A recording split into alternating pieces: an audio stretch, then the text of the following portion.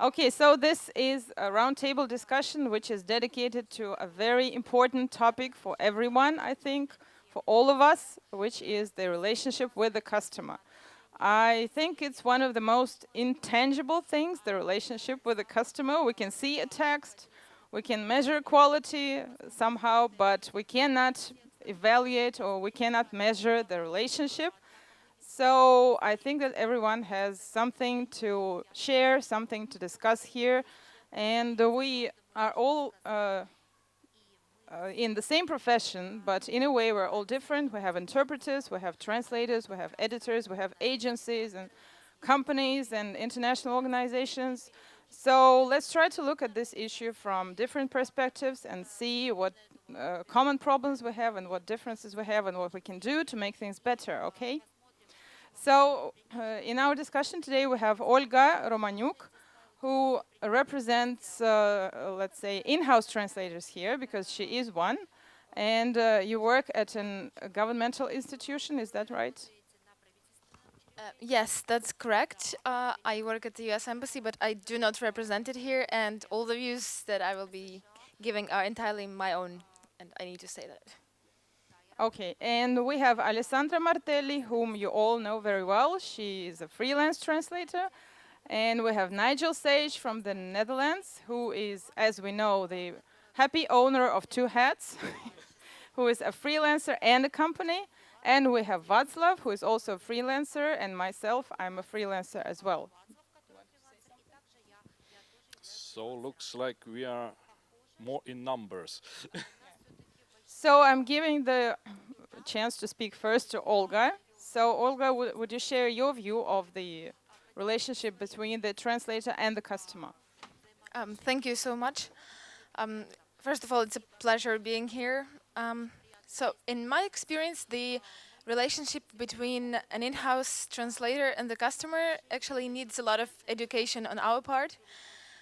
Because sometimes the term translator limits what we are actually doing, and our functions go way beyond what that entitles. And what I mean is, first of all, we are often asked to do some research, and they will just come up to us and say, "Hey, can you look up, etc."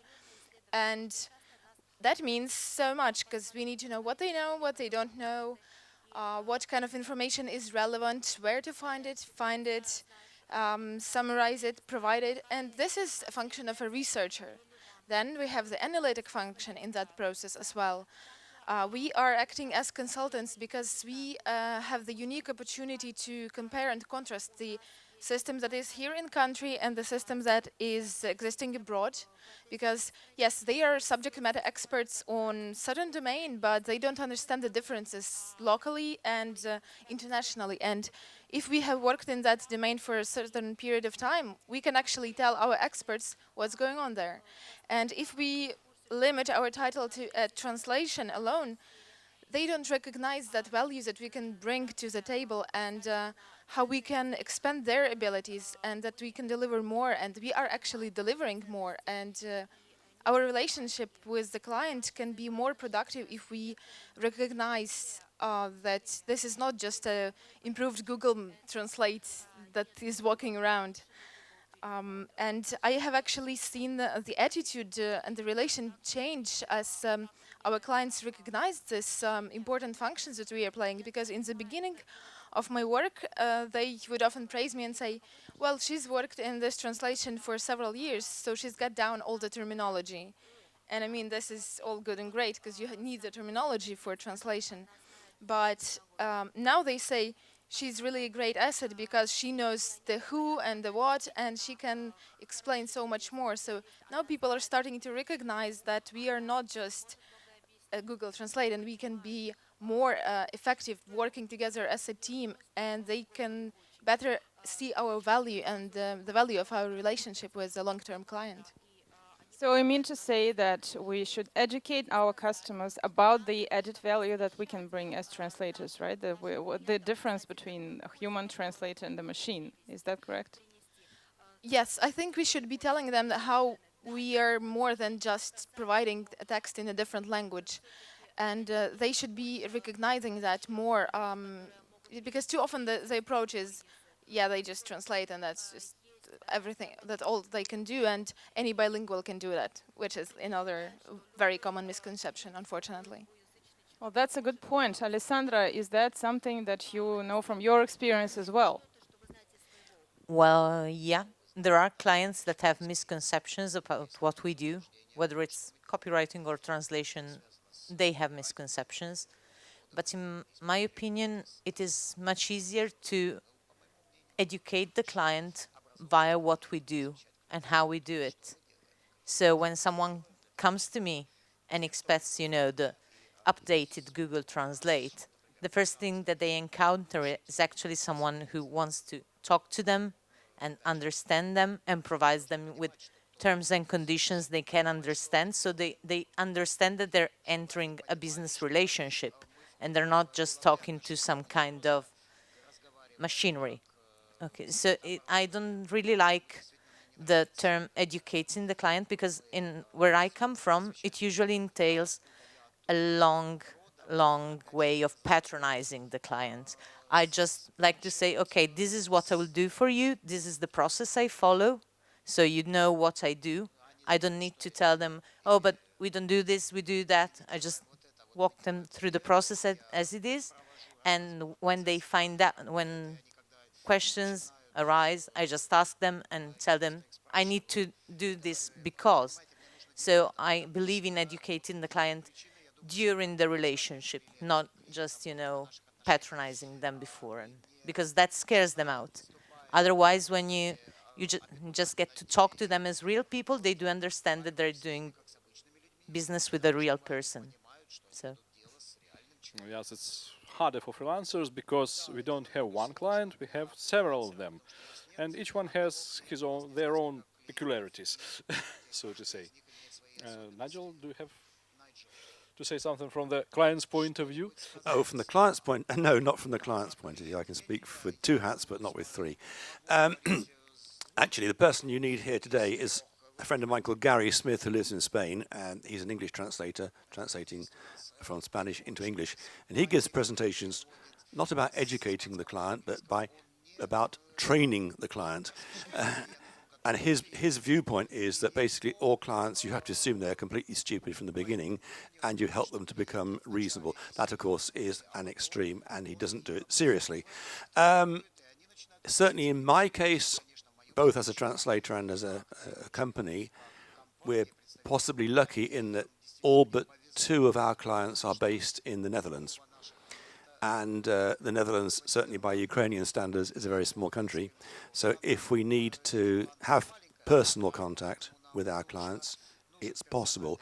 Yeah, it does happen, but it doesn't happen all the time. There are some clients who live just 20 kilometers from where we work, and I've never met them face to face. But contact can be in different ways. It's not just going to their office or them coming to your office. I know that because the translators we use are spread right across Europe and beyond. And of the 100 and something translators that I use, I've only met about 6 of them face to face. But you can still build up a relationship and you can still get to know each other by technical means, by Skype and things like that, but also just by the email contact or by phone calls. I think that's a good way of getting a relationship going. As for educating them, training them, or brainwashing them, that depends a bit on the sort of work you do. I can imagine that in your case, you're working for an embassy, so you have to be a bit careful about the sort of things you say. We're in a lucky position. We can always blame it on creativity and say, no, sorry, you didn't understand what we meant.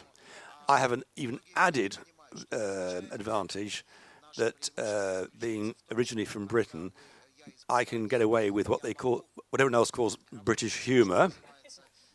I can say the most insulting and revolting things to people, and they just laugh, say, "Ah, I love your British humour," and I think, well, actually, no, I'm just basically cynical at heart. But for the serious part of the client relationship, yeah, you have to have a good relationship. It should be, I think, that should happen automatically unless something goes really wrong. I don't believe you should, like Gary says, start off by assuming they're all idiots and having to train them in the way you would train a pet dog. Generally speaking, in my experience, I find that clients are more than happy to accept and respect our professionalism. If they weren't, they wouldn't come to us in the first place. They'd go to Google Translate, and they would go to the very cheapest and the very easiest option. How you deal with them, it depends on the sort of work you're doing. It depends on the country you're living in and the mentality.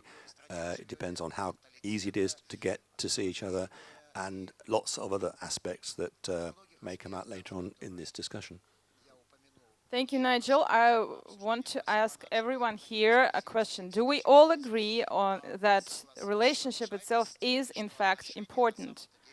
Do we have someone who thinks that it's not important, that it doesn't matter what kind of a relationship we have with the customer?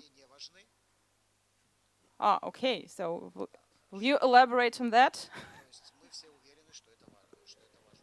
Hi, but I'm Alex, but I'm not a translator for 10 years anymore. I'm an interpreter, so I have to work with client every time I have a job. A very important difference, of course. Yeah.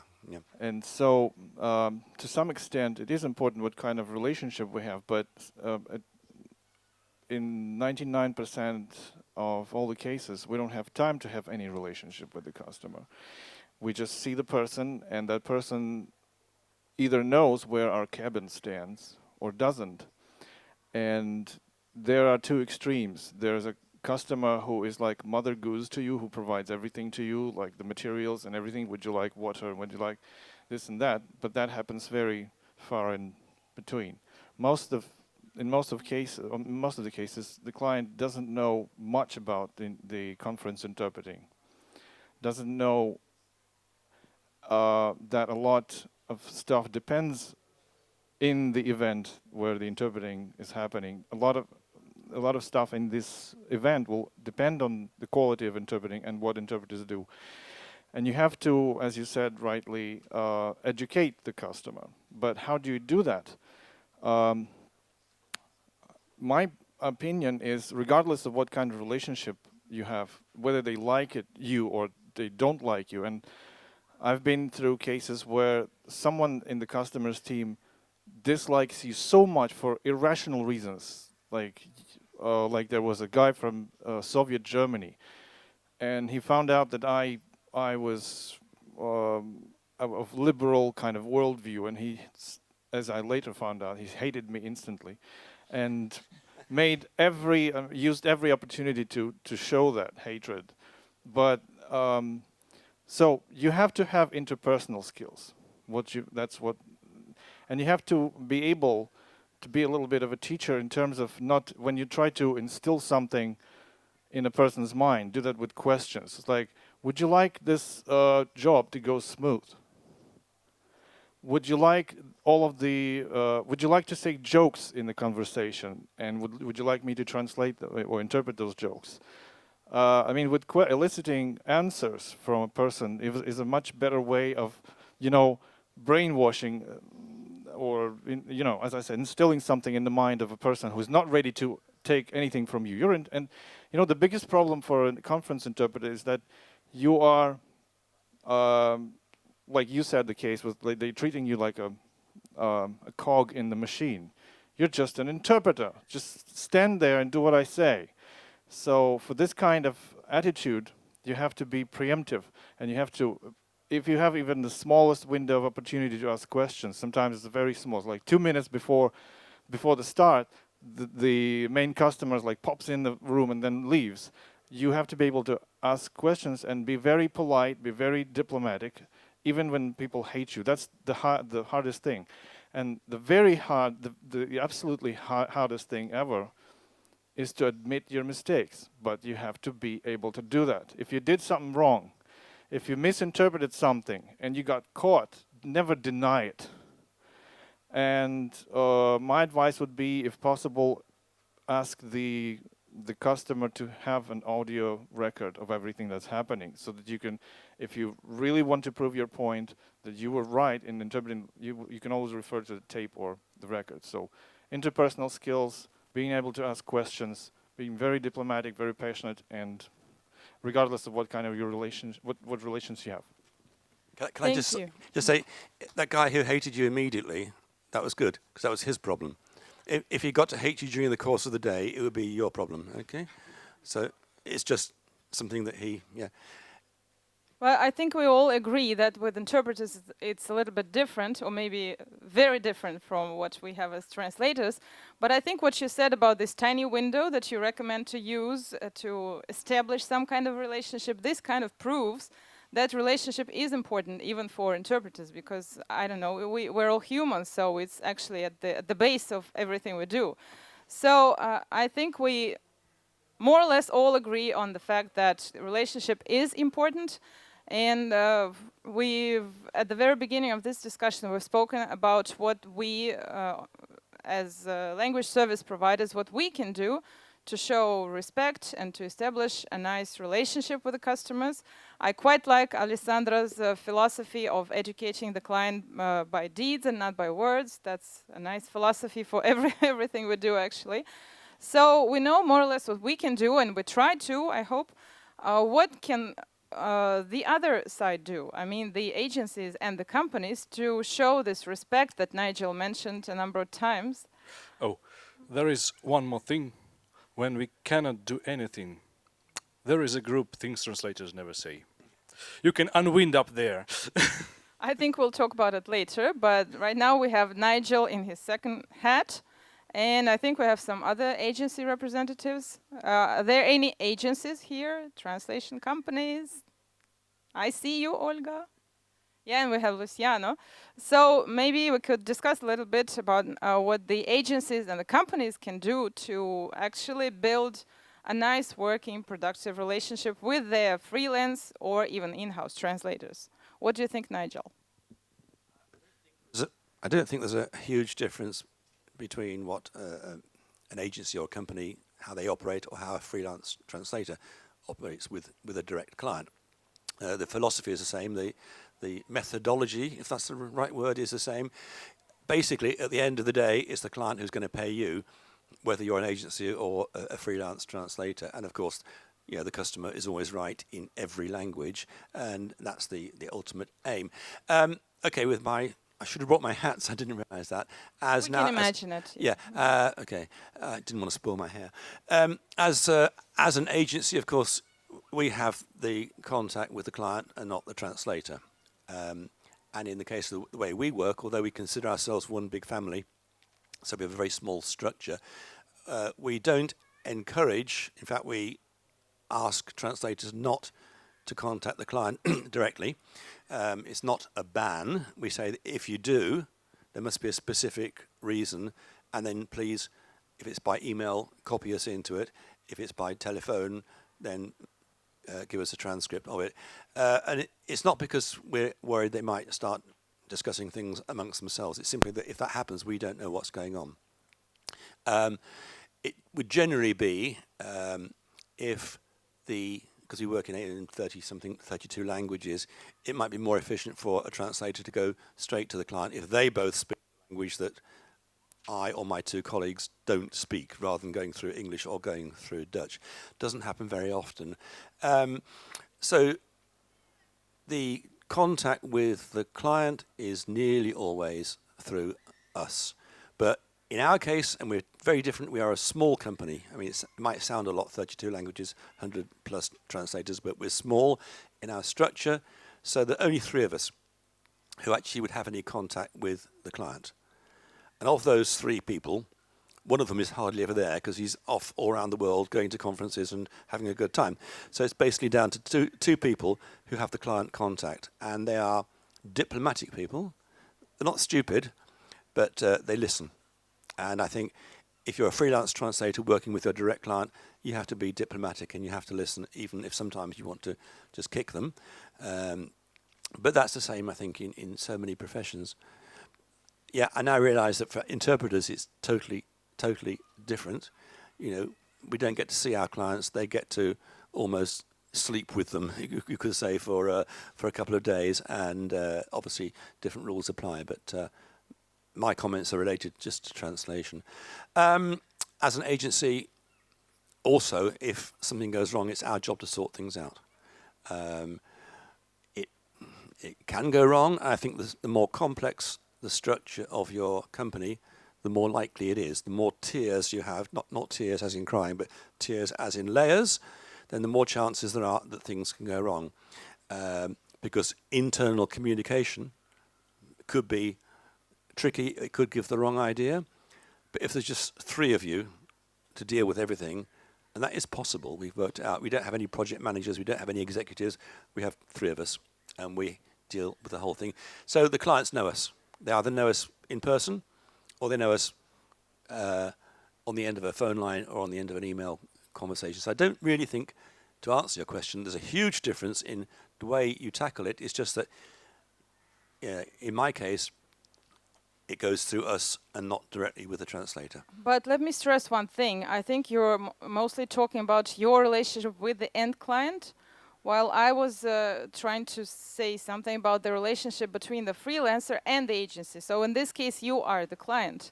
So what can the agency do? Because the freelancer, for us, the company is actually the client. Yes, we do have the end client, but as you well said, we normally don't have contact with them, or we're not allowed to even. So what can you as an agency, or you do to actually build up a nice relationship with the freelance translator? And is this relationship important at all? Or maybe you just don't care? I mean, Sorry, obviously I misunderstood your first question. I never really consider myself, in my agency hat, to be a client. To me, the client is the end client, and we are just the people in the middle.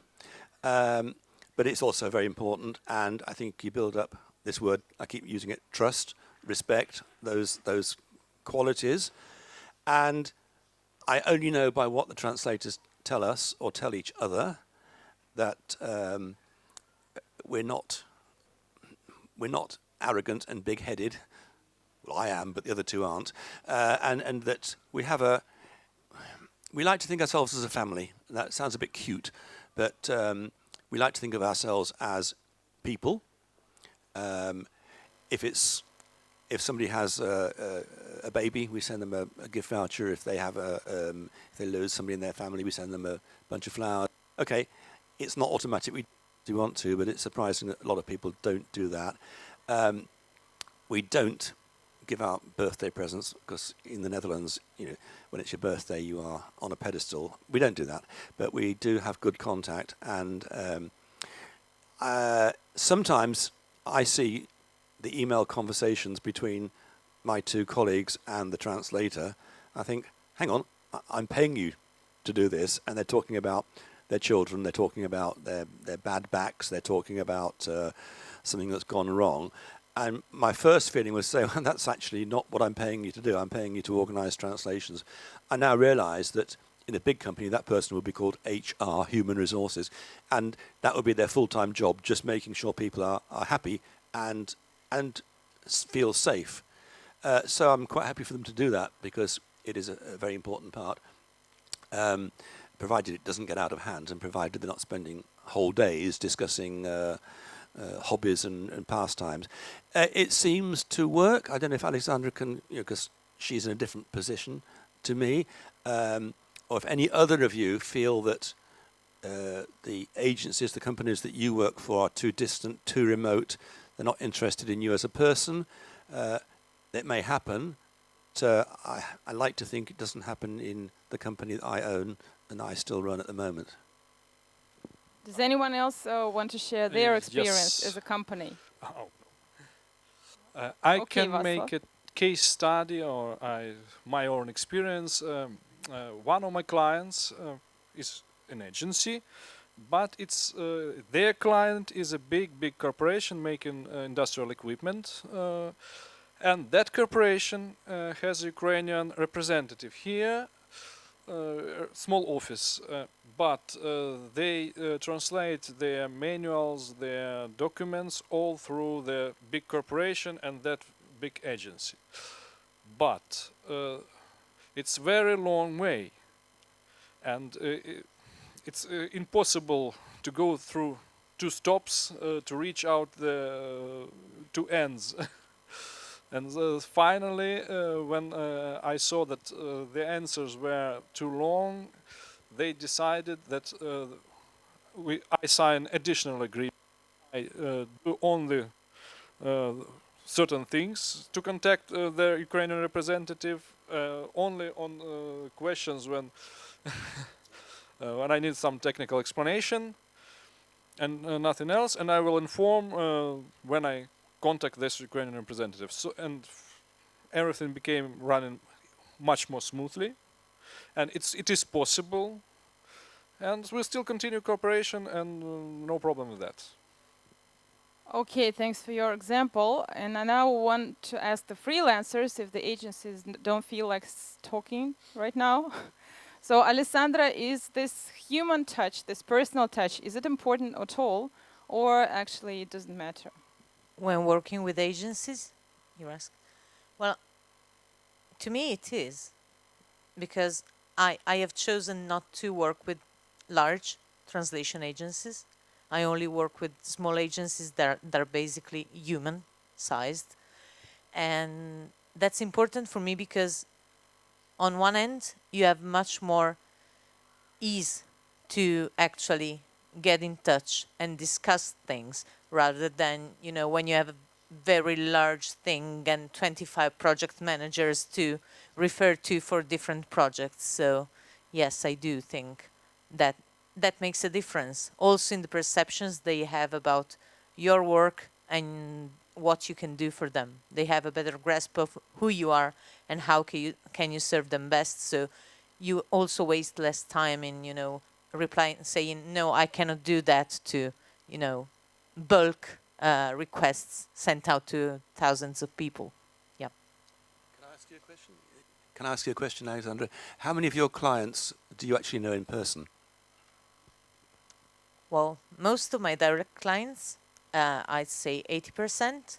And so far, I've met almost 70% of my agency clients.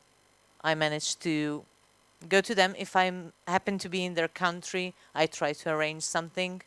And with most of them, we have at least one yearly meeting to discuss, how the things are going, what can we do to get better together. And my other question was going to be, do you think that's because you're doing transcreation rather than translation, that you need to have a more personal relationship with your clients because you need to know how their minds work than if you were just doing translation? I think that helps in a way that, yes, if you do creative work, you have to speak the client's mind. We often consider, we do transcreation, so we're great, but we don't do that for our own voice. We do that for our clients. So we need to understand their ways of thinking, their style, and what they expect from their business. So it does, but no, mostly because I like to chat. How many of you know your Maria, clients in person? Katya, How many of you have actually met your clients in person? only wanted to say something. Well, actually, I'm going to answer your question as well. And the benefit of being an in-house translator/interpreter is you are able to meet most of the people who will be reading your translation or will be listening to your interpreting. And in that case, it's very important to explain to people that the reason you are bothering them with your questions is because you are working for them and you want to get their message across. So you are not their enemy, but you are on their side while you're messaging them all the time. But you also have to find that golden medium where you're not over bothering them, trying to figure out all the minor detail. But yes, we have that benefit of a longer relationship that can develop over time. Well, I cannot think of a situation where an in-house translator does not know the customer in person. That would be kind of difficult to Well, some of them, arrange. of course, you will never be able to meet, but Yeah, I guess. But the freelance translators, how many of you actually know your customer in person? How many of you have met them? You come up here. Ah, okay. Do you want to share your experience so far? Why not? Yes, I'm a freelance translator, and I do know my clients because mostly I work with direct clients. And only I don't. I think I don't know only one of my clients who is a big international LSP. All the rest are direct clients, direct customers, and I know them very well because I also do some interpreting for them in the fields of my specialization. So that's pretty easy for me. Sure, sure, yes, and it's I really enjoy it. I would never, change the way I work to like working strictly with some remote customers whom I never meet, would never meet, sitting somewhere on the other end of the globe. It's really this human touch is very important for me as a person. Thank you for sharing. And again, just like with the in-house translators for interpreters, it's quite easy to meet the customer. But when you just do translation, it's going to be more of a challenge. But I agree that it is possible if we really want that, because we all travel. So sometimes it really makes sense to actually visit the offices and see the people you're working with and try to maybe expand on the relationship and just understand what kind of people you see on the other side of the computer. So that might be useful. Sometimes when my technical clients, they are some scattered all over the globe, and I don't unfortunately I work mostly through agencies, so visiting the agency is doesn't help to clear up all the technical details that I may need. But the direct clients, well, in fact, I never met any of my clients, both agencies and direct ones, other than Skype or some other digital way. But Skype counts as personal contact. Oh, really?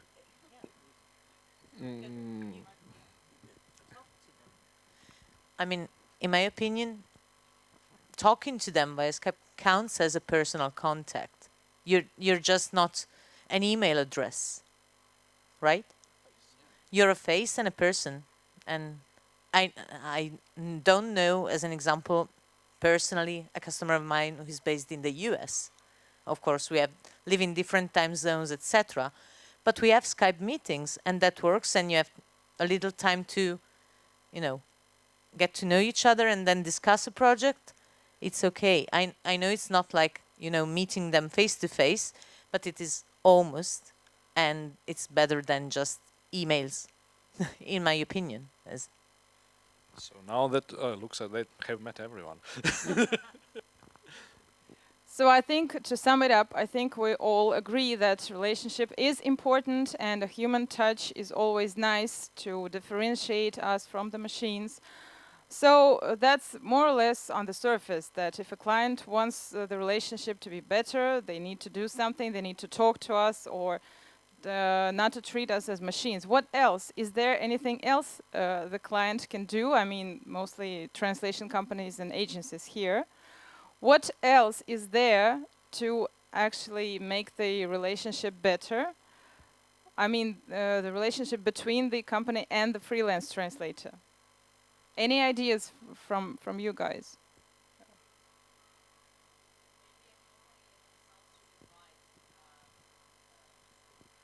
Maybe a company themselves agencies should invite freelance translators to visit them, not to to have this policy of getting acquainted with their freelance translators.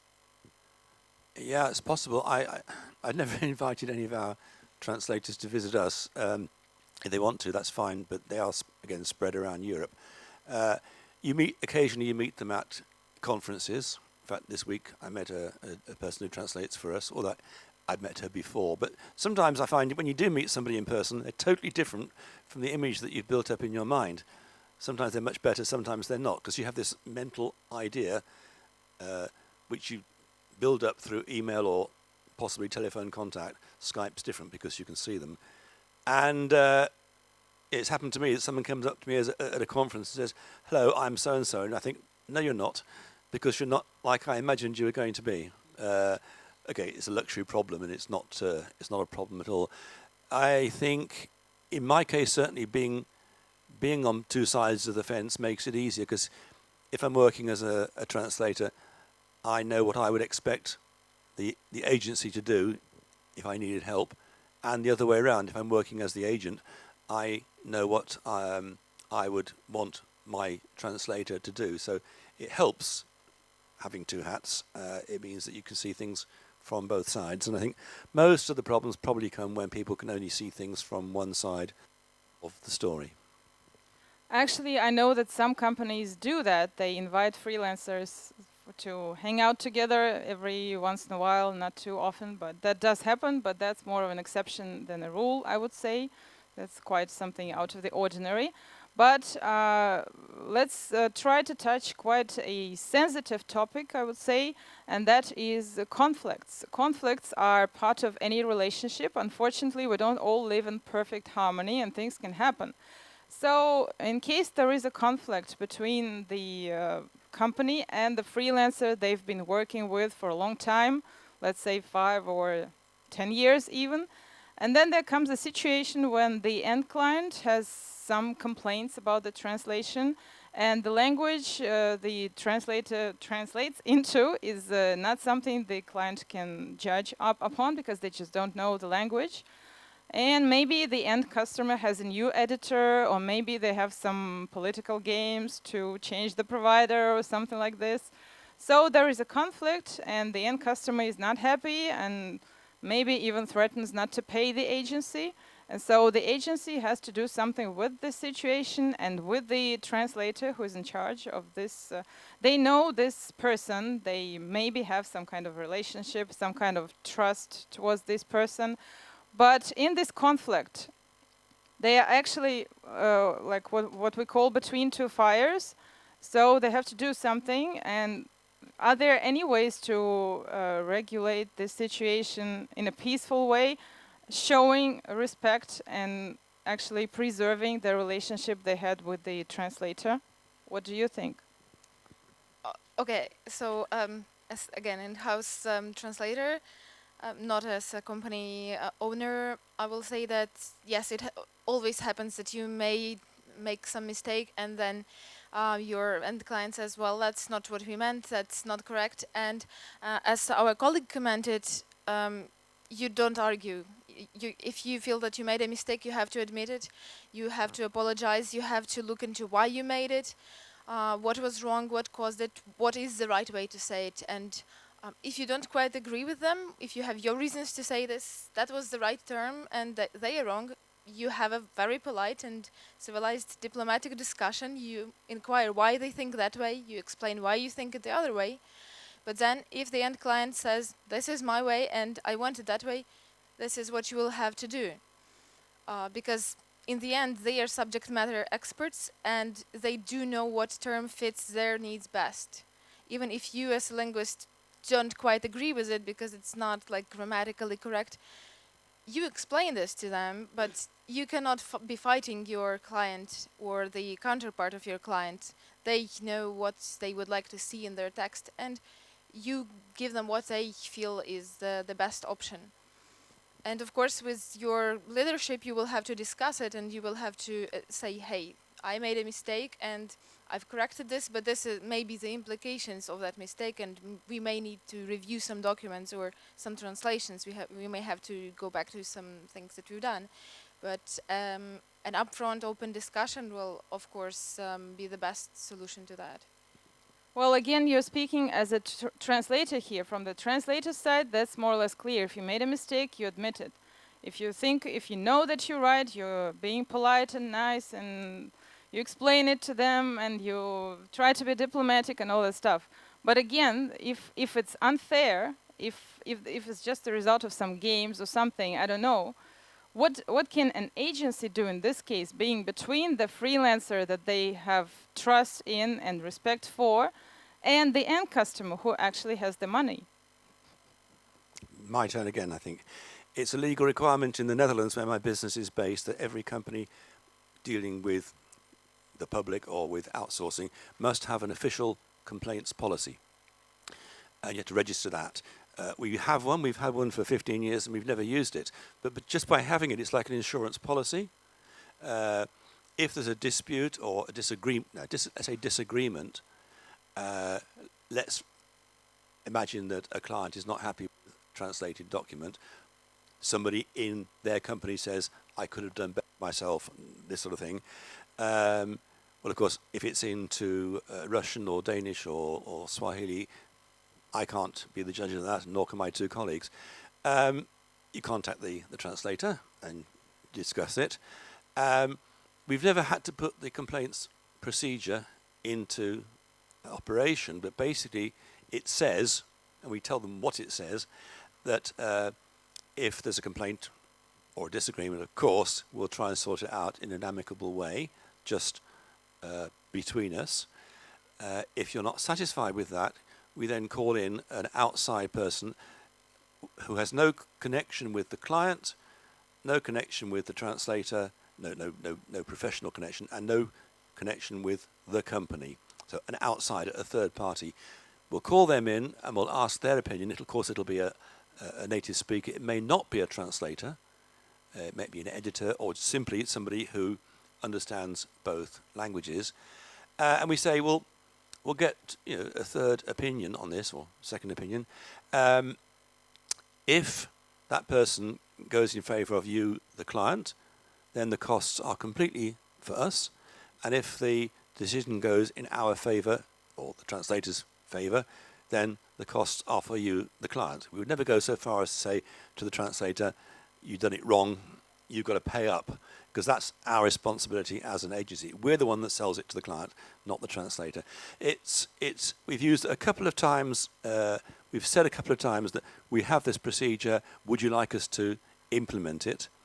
And the answer in both cases has been, oh, no, it's not, it hasn't gone that far, it's not that important, it's just that we have been told that the text that you provided with us isn't quite what we wanted, and we've resolved it in both, or in three cases, without it coming to conflict. And I think it's very easy for things to get out of hand.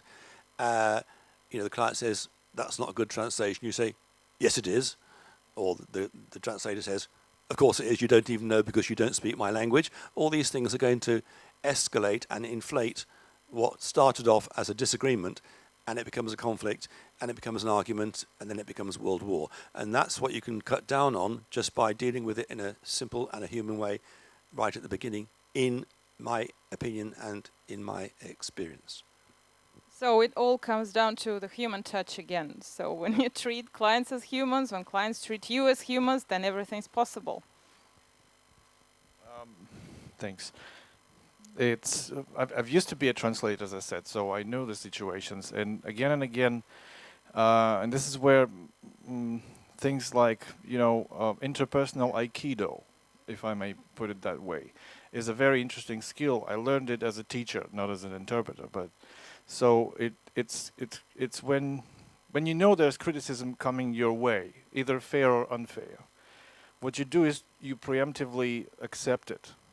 It's like even if you're sure that the text is perfect and impeccable and everything is tested 3 times, but still it's best to accept the blows in a way. It's like, yeah, there may be something, and I will do my best to look into it right now. This sends a signal, especially if a person is already charged against you. Oh, you screwed up my order.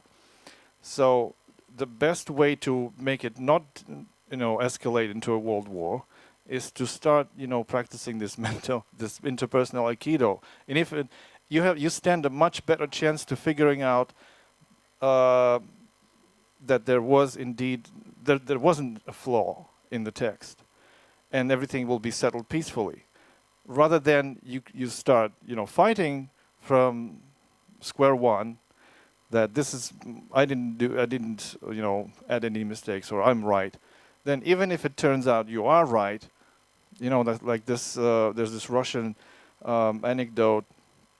Someone stole the golden ring, and then they found the gold ring. Yeah, we found the gold ring, but the aftertaste is still there.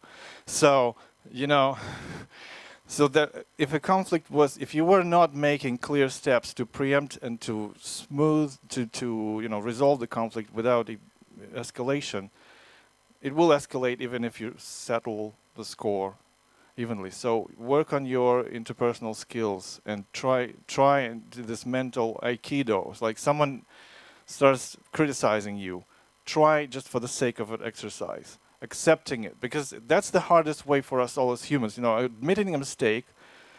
That's the whole reason for crisis and political crisis. People are just avert at admitting mistakes. They will do everything to just to save face. Don't save face. Do not.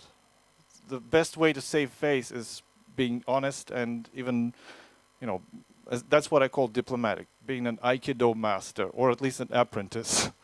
I totally agree with that. That sounds like active listening in a way. Do we all have to become interpreters to get that wise? Or teachers, yeah, as an option. Yeah, exactly. That tactics always works, yeah. We have some 7 or even 6 minutes left, so let's use them for the questions or suggestions or anything you want to share. Do you have anything to ask our experts here? Any practical situation you want to discuss? I would like to add, sometimes we can prevent the situation when clients are not very happy with our translations, is when you have some process of not only translating but providing TEP services. So I myself translating, editing, proofreading.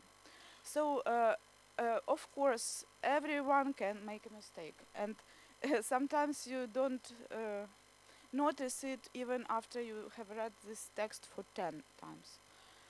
That's why in my process, I always I try to use editing services by third party, but when clients agree with this, so I tell about this, and I can also provide a case study about our problem that we had discussed. There was a client who contacted me and told that this agency's client is not happy with the translation that someone else made, and they asked me to do editing job. I did this, and the translation was really not very good, and they showed this to the translator who did the first job. And what translator did, he just said, I will not work with you again because you don't appreciate me. That's just the story. That's a very sad story. Yeah, that's kind of a sad note to end it with, so we need something happy. One of the points of my presentations this week was that if a translation is bad, that is absolutely no excuse for the agency or the company or the direct client to say, I'm not paying. Well, if it happens with a direct client, this is a problem between you and them. If your translation that you did for my company was so bad that we couldn't use it, we would still pay you. But then we'd educate you, we'd train you, we'd say, we need to solve this because we had to get somebody else to do your translation. But just saying we won't use you again, or we're not paying you, which I believe does happen in our profession, I think is unprofessional. And add to that that if we ever have to say to a translator there's been a complaint, they're usually absolutely mortified, they're distraught with guilt and everything else. And you say, hang on, it was a mistake, you didn't mean to do it. And they say, okay, fine, I won't charge you for that, don't pay me. To which I reply, well, we don't want bad translations for free, we want good translations that we pay for, so let's work together and try and find out what went wrong. Was it terminology, was it context, whatever it was, make sure the next time it doesn't happen. I don't know if my colleagues want to fill in on any of that. Obviously they don't know. Well, that sounds like a positive note, and I think we can close our discussion here. Thank you, everyone, for your participation, and thank you, everyone. Thanks to all the survivors who survived till the end of this long, long day. So we're officially yeah, and the people at the back are absolute heroes, and let's give them a big hand. So thank you all again, and peace to everyone.